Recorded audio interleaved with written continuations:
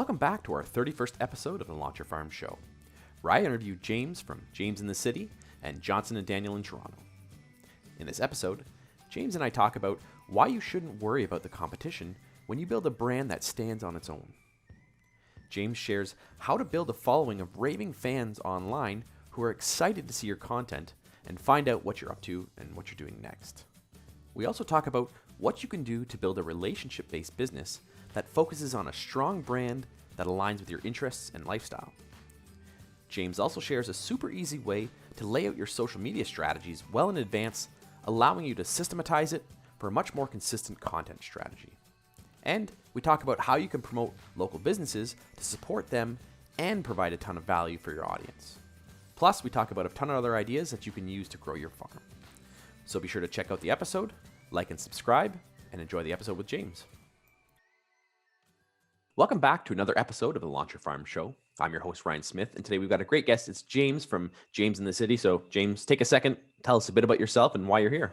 Awesome. Thanks for having me, Ryan. My name is James in the City. For those of you that don't know me, I'm a real estate agent, and I was going to say something else, but I'm not. I'm just a real estate agent here here in Toronto. I work with Royal LePage, Johnson and Daniel. It's the luxury division of Royal LePage. And I built James in the City kind of as an alter ego to who I am, but kind of a lifestyle brand at the same time. And there's such a great projection of what the brand will continue to be in the future. That's awesome. So how long have you been in the business and what did it look like when you got started? I'm going on 8 years. And I was like 22 when I started. I just turned 22. And I had no idea what I was doing. I was just a young kid in this world of real estate. And I actually didn't even start in Toronto. I started in Richmond Hill, which is where I'm from. Okay. And, I worked for the largest Royal LePage franchise in Canada. And I knew the old broker of record, or actually still is the current broker of record, but I knew the broker of record from, living in Richmond Hill, being a child that grew up watching her as an agent and then building a brand. And I'm like, I had to work there.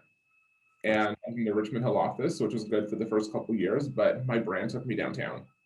And you currently live downtown now then? Yeah. Awesome. Yeah, I'm a city guy through and through.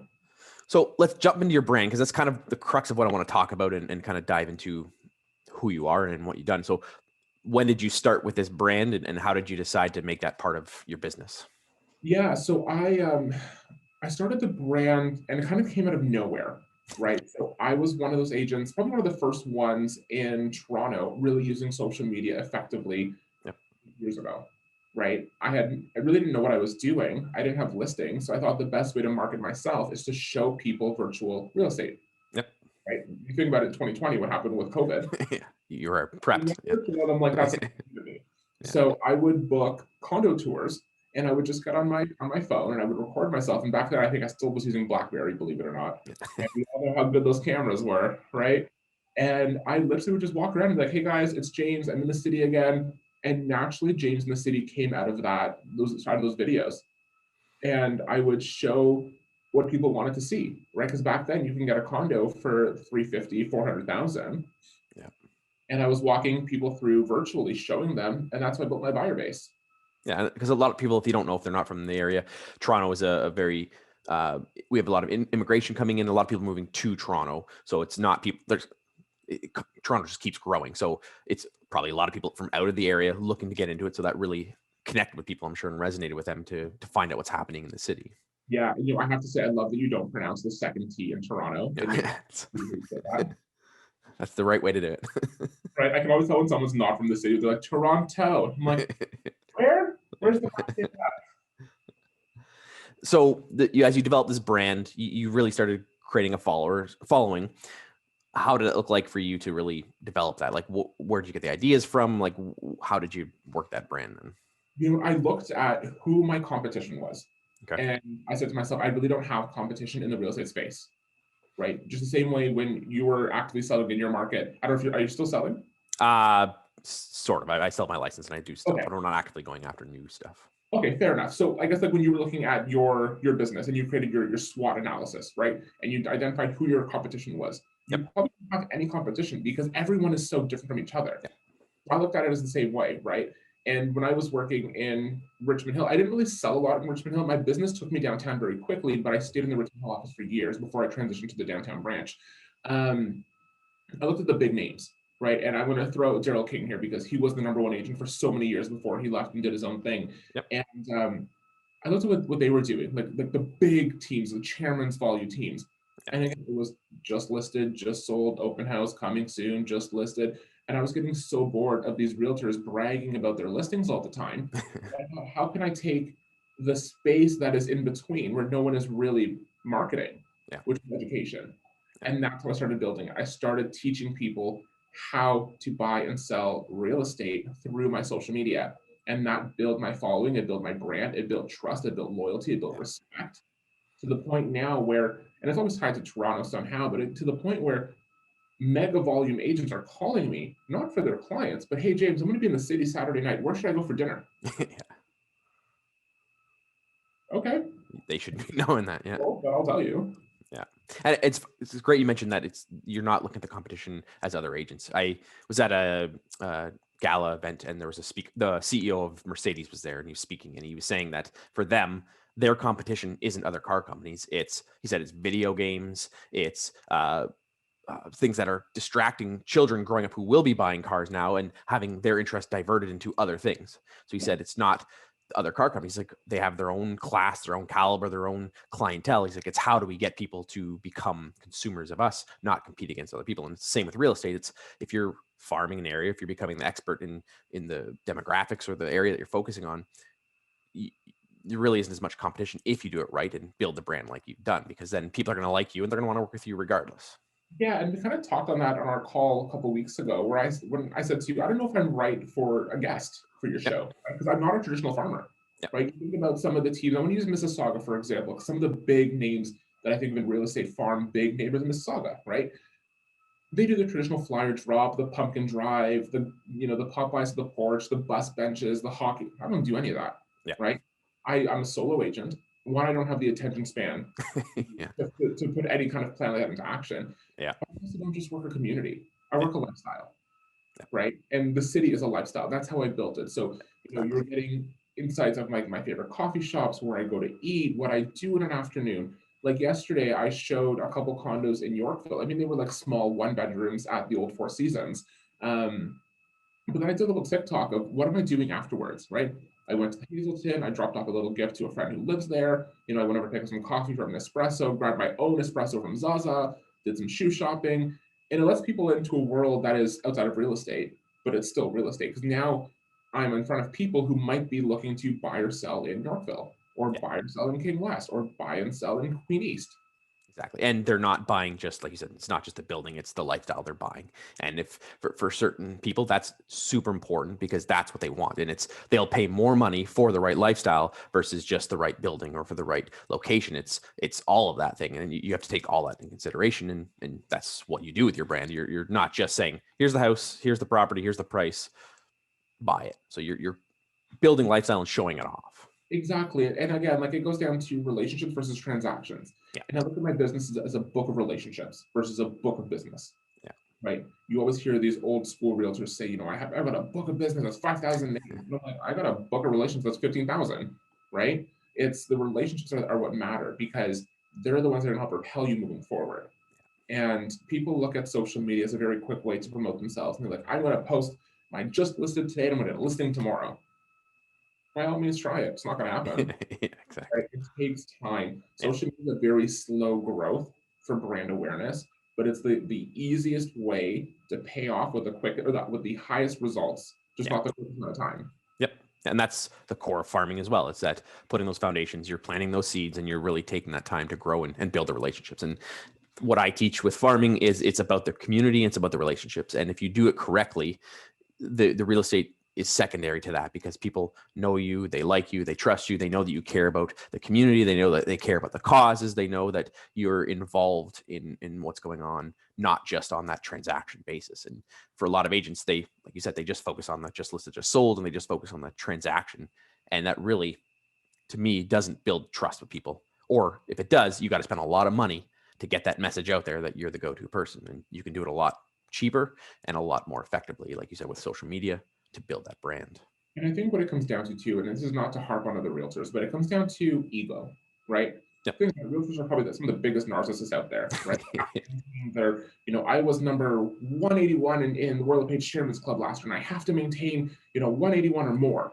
Yeah. And they will go, if they're, I'm just going to use Hamilton, for example, right? If they work predominantly in Hamilton and that surrounding region, but they've got a couple of random leads in Toronto, they're going to rush out to the city to show these condos or take these listings just to keep their status up. Yeah. But they're not servicing their clients. They're not building that relationship. And then at the 11th hour, when the deal goes south or the deal can't close because something wasn't disclosed or they didn't know about a certain bylaw or whatever the case is, who are they going to call? A city realtor. Yeah. The same way that I would never go to Muskoka and sell, cottages with well and septic. Yeah. Waterfront. I don't know shoreline. I don't know if you have what boat access is. There should be a boat there, right? Yeah, exactly. And that exactly. That's important to know. Not just the transaction side of it; it's everything that comes with it. And I started in Kawartha Lakes, so I started in waterfront homes, and we used to call them cityates. Of agents would come up there and not know anything about that. They don't know anything about the conservation authorities in our area. There's 3 different conservation authorities. Some of them overlapped. There was well and septic. We had people that had no clue, but like you said, they were chasing the commission. And if people want to do that, by all means, you just have to be aware what you're up against, and you have to be ready that you could get sued and there could be some issues because if you don't know what's happening. And we personally had that. We had a client seller, we sold their cottage, and then a Toronto agent came up with their client, and they had a party and they had like 40 people at their party and their septic system backed up. And they said, well, we didn't know that we couldn't have that many people. So then they said there was a problem with the septic system. We said, no, you shouldn't have 40 people using a septic system. And they didn't know because they don't know. So when you know your area, when you become that specialist and you know what you're selling, it's not just the product, like you said, it's all of the things that come with that. It's not just the 4 walls of that building. Yeah, and I think the easiest way to break it down is you talked about Mercedes, right? You're not going to get somebody who works at Volkswagen to go sell a Mercedes, like unless they've been trained and they know the product, right? Because they're just going to sell you on the fact that it's a car and it's got this, this, and this. But what else does it have? What else is there? What are the features? What does your insurance look like? Yeah. I'm in a different price category. What's your insurance look like? Yeah, exactly. So for you, obviously, getting your preferred vendors and the people that you care about involved is really important. I had Matt Santagapita on at the very beginning of my show, and he talked about basically agents have now stepped away from being that connector, and we need to really move back into that role. And he talked about being the yellow pages for our consumers, that when we can be that person who's a connector, that will elevate our business. And you've obviously done that with your business, and you really help showcase the lifestyle and those businesses. What does it look like for you, and when did you start putting that into your business, or was that just something you naturally did from the beginning? So I kind of always did it, and I kind of looked at the way that the communities my clients were buying into, right? Because you can say I live on King East, but what part of King East? Because King East is a couple kilometers long. You live at King and George, you live at King and Parliament. There are 2 different parts of King East, right? So I'm not going to promote a business to a client that lives on one side versus the other in a certain neighborhood if that's what they're looking for, right? Because you can have, coffee shops and bodegas and whatever else kind of all over the strip, but there are certain buildings that have certain little hotspots, and that's what we want to promote to those clients. Yeah. So I've always kind of done it, but with 2020 and the shit show that coronavirus was, shop local was so important. And it took me a little while to realize that, I can still shop local in Toronto. Because people think, it's the city, you have Nordstrom's and Saks and Hudson's Bay and Holt Renfrew and these big coffee shops and everybody drinks Starbucks. Take it back a bit, right? Because, we have Saks and Nordstrom's and Hudson's Bay, but you forget about how many local Toronto designers are featured in those stores. Yeah. My good friends, Christopher Bates, if you guys have seen some of my shirts with the kiss on the lips. Oh, yep. And he's at Nordstrom's. So it's supporting those people who might be in those department stores, but on the backside as well. Even the ones that aren't in department stores, even the ones that might just be renting a space in an actual store, right? And they've taken their business online because they've had to, and I hate this word, but adjust or pivot. And it's been overused way too much. Yes. Yeah. But, it's taking their stuff and promoting on social media. And I talked about this at a conference a couple of weeks ago about the power of influencer marketing. Right. And you can attest to this as someone who has dominated a farm and worked a farm, understands the farming language. When people think influencers, they think Paris Hilton with millions of followers, right? Or you get Alexander Kenton, who is from the city, who's got a couple 100,000 followers. They think that scale. Yeah.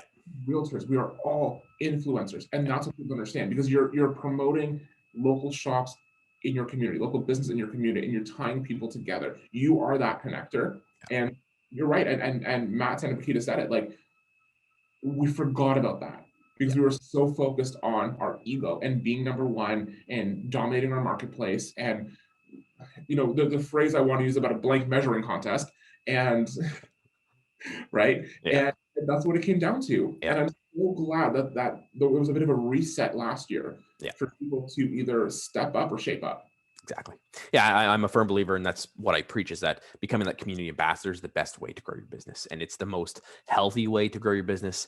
And a lot of people are worried about big tech companies and people taking over their business. And I said, they cannot replace those relationships you have with the community. So if you are connected with those local businesses, if you're connected with the movers and shakers, if you're connected with the people who are involved and volunteering and getting involved, those relationships can never be replaced by some big team coming in and taking over. And if you do it correctly, you can take out any big team or any big company or any big tech company that comes in there, because you have those relationships. Now, you may lose some business, but you're also going to gain it. And if you do it correctly, you're going to gain more market share in a healthy way and in a long-term game versus just a quick, I'm going to try to get as much business as I can. And those relationships will last if you do it right.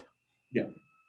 So for you, when you started doing your influencing and you started using social media, obviously it's taken time, and you've got a great following, and you've got a not just a large following, you've got a loyal following, and that's really important. So what is it that you do to keep people engaged, and how do you get people to buy into James? Like how do you get that?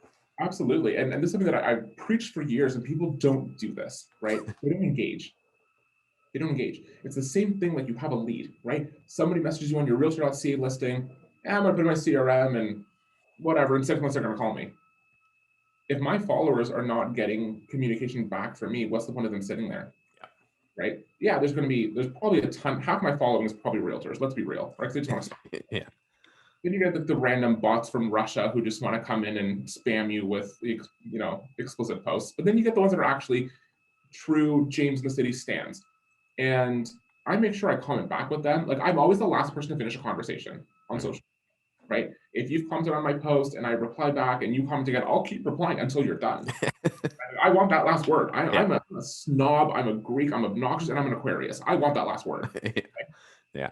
But it's also going through their actual posts too. Like, one of my good clients, we actually used to work together in retail many, many, many years ago. And I sold her first condo October of 2019.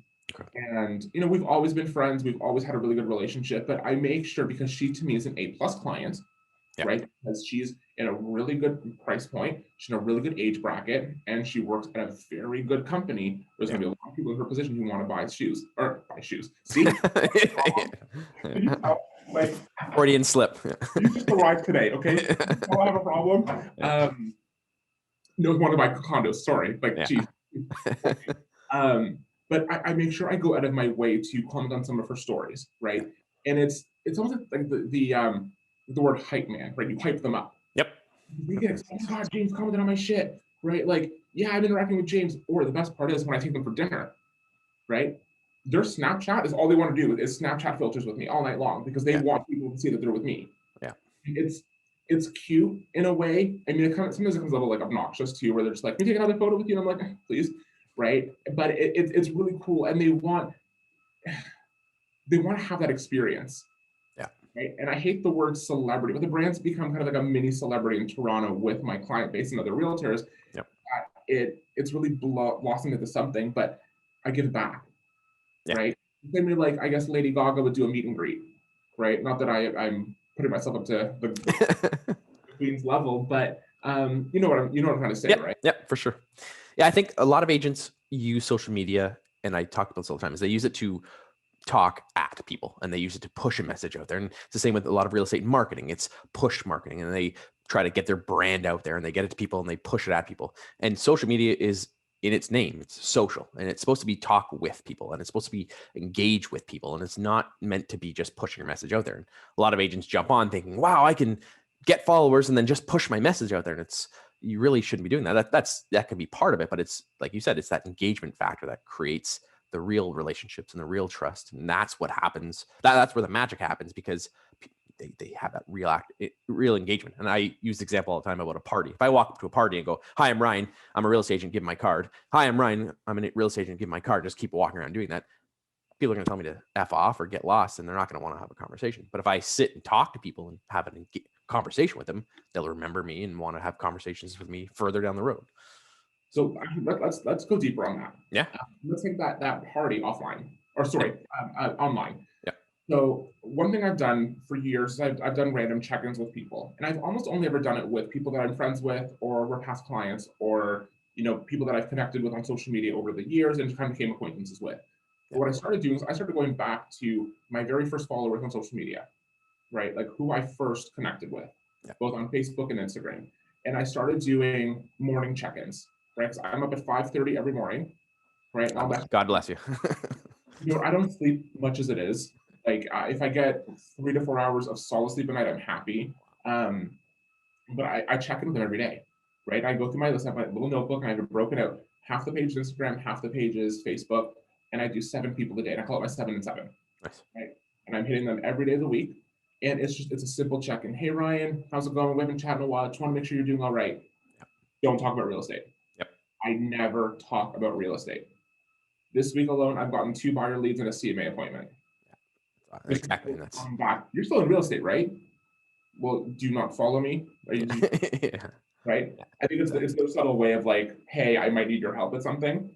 Yeah. And now that door's been opened, then you start the nurturing process, right? You put them into your sales funnel and you hit them with the touch points.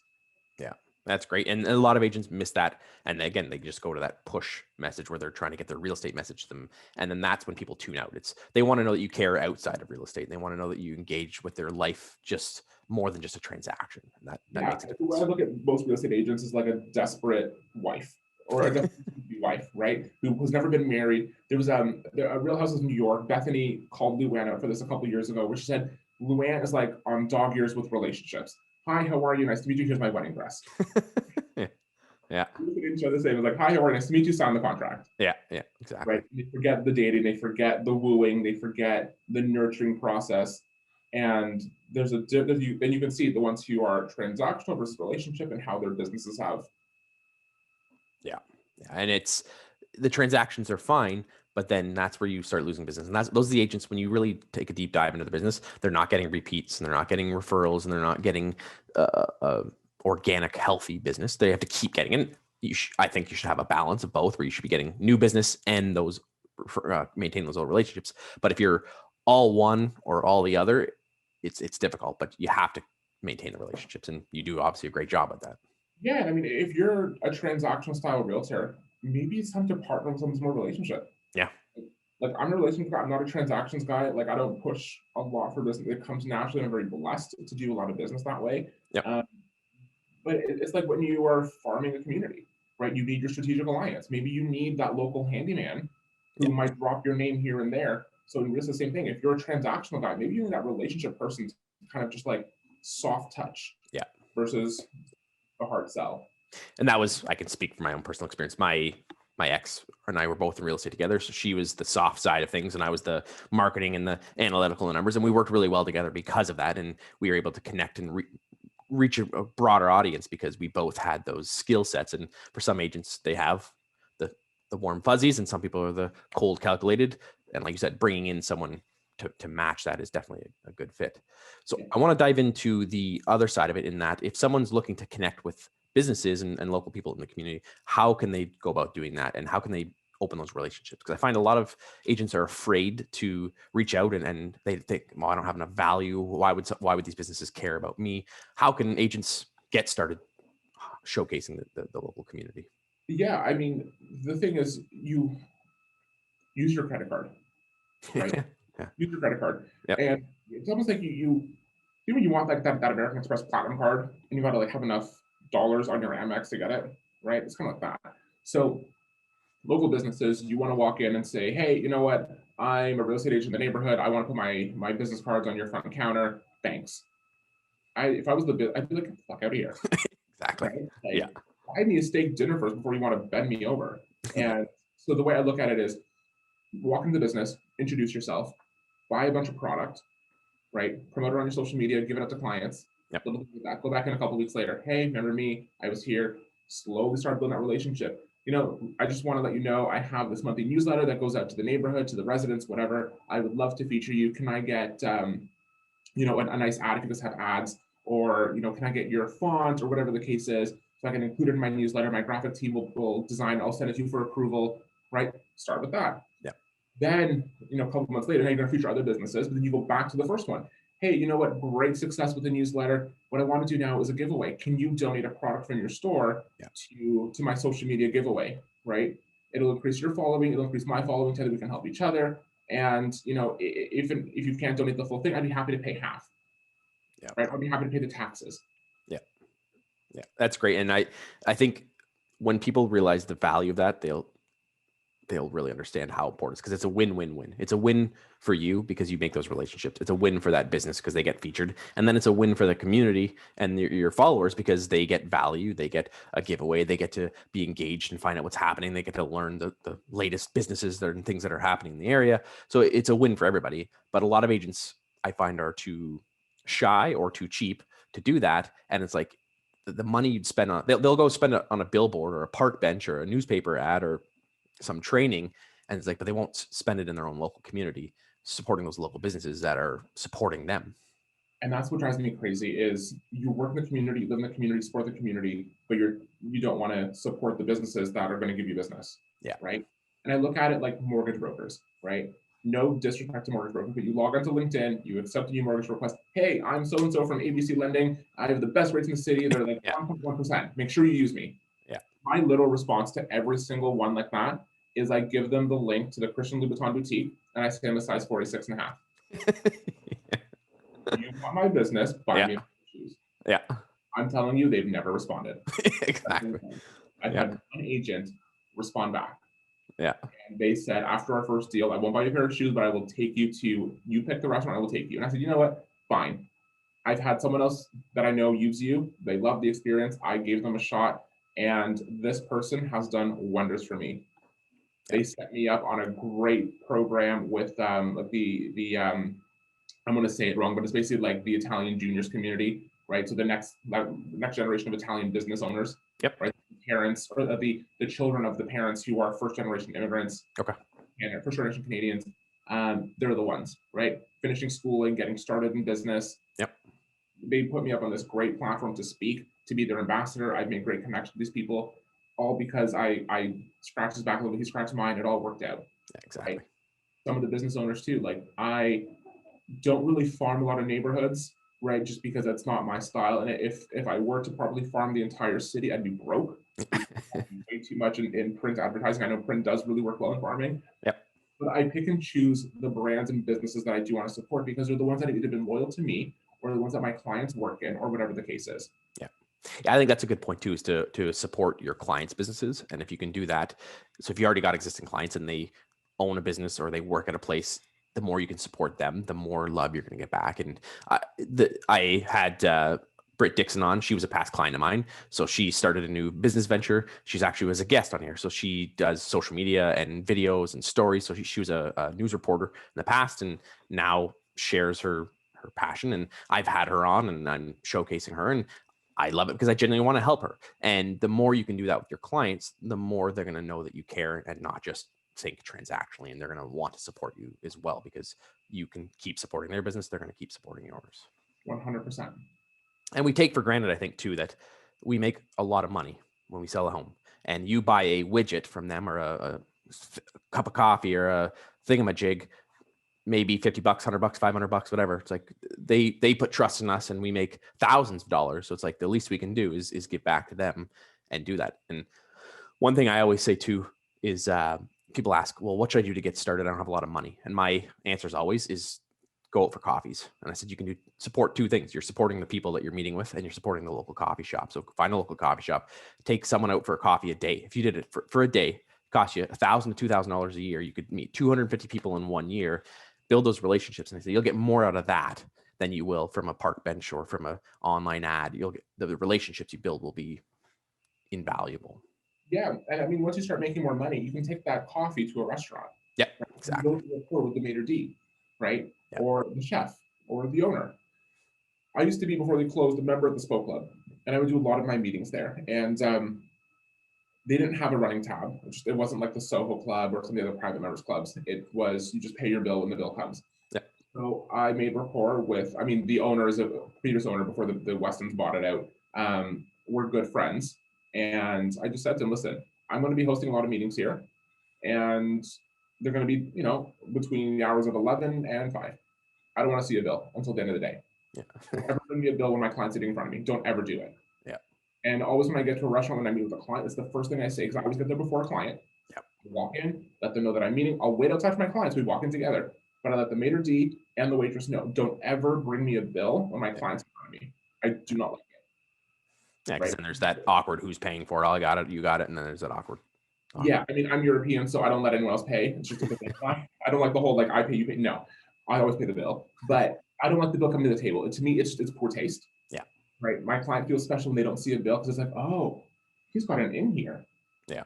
Right? It's a nice feeling to them. And again, you build those relationships. It's going to take time in the beginning. Maybe you prepay for the meal, right? Maybe you hold, because I know some restaurants will hold your credit card, and you can pick it up afterwards, little things like that. Yeah. So you don't have to worry about starting those relationships off awkwardly, right? Yep. And it'll take time, and you build that rapport, and then you become a regular there, right? And they know your table, right? And then that shows to the people that you're meeting with that you are connected, you care, you're involved in the community. They know that you have those relationships, and that just furthers that relationship with everybody, and it makes more sense for everybody. Yeah. So I want to go into the social media for a bit before we wrap up. So for you, obviously, that's a big part of getting your name out there and building your brand. And for people who haven't seen you, you definitely have to check out, and we'll get to you how they can find out about you at the end. But how do you come up with the content? And how do you stay consistent with it? Because I find a lot of agents struggle with new stuff, fresh stuff, and then they just give up, or they do a blitz, or they watch some training and they tell them 5 tips on how to do social media, and then they don't do it again. Like, how do you stay consistent with it, and how do you keep coming up with stuff? Yeah, so creating the content is always difficult, because you can't recycle a lot of it. I mean, you can, but because you have so many eyes on you, that it's like when a celebrity wears the same dress twice in a year, right? So I try not to recycle the same content within an 8-month period. Okay. You get 6 months. I try to do 8 months, try to stretch it out a little bit longer. So every year in November, I take the last week of November for business planning. I do my business plan. I do my budgeting, which I never stick to budget. It's the one thing I do not stick to, is budgeting. To me, it's like calorie counting. Like, what is that, right? If the credit card declines, then I try the next one. I'm kidding. My card don't. I don't look at budgeting, right? I only use budgeting as an excuse when somebody wants marketing dollars. Yeah. Right. Which you should do. Because they only come to you once a year. Hey, James, my son's soccer team is, looking for someone to buy the new jerseys. We know you're successful. Can you do it for us? Where have you been for the last year? Have you sent a referral? Have you checked in with me? Have you bought me coffee? Have you said hi? No. Yeah. On my marketing budget. Yeah. So I don't do budget. But I spend the time I write my content for the year. People think I'm crazy, because most people do like only 30 days. I do for the year. And I keep it in my, I type it into my Google Calendar. So I'm prompted every morning at 8:30. I mean, I know my schedule 8:30 every day, but I'm prompted at every morning at 8:30. Yeah. It's in my actual day planner, right? So I just use the simple passion planner. And at the top where it has like today's goal, that's where the post is.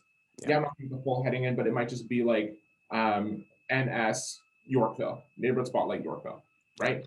So this year I broke it down a little bit differently. It's something that I haven't done before. I never really showcased neighborhoods on my social. Okay.